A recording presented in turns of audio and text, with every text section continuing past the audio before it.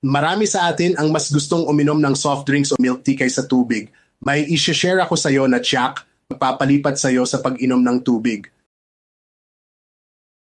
Una, kapag sapat ang tubig sa katawan, mas nagiging maayos ang digestion. Madaling gumalaw ang tiyan at nababawasan ang constipation at bloating.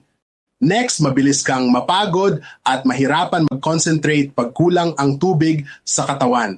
Kahit mild dehydration, pwedeng makaapekto sa energy level at productivity mo. 3. Kapag hydrated ang katawan, mas nababawasan ang dryness at mas healthy ang overall appearance ng skin. Nakakatulong ang tubig na manatiling fresh ang balat.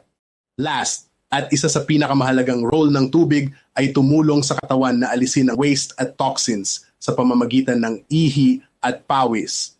Mahalaga ito para gumana ng maayos ang kidneys at iba pang organs. Minsan, ang pinakamadaling habit ang may pinakamalaking epekto sa health. Ikaw, ilang baso ng tubig ang naiinom mo sa isang araw?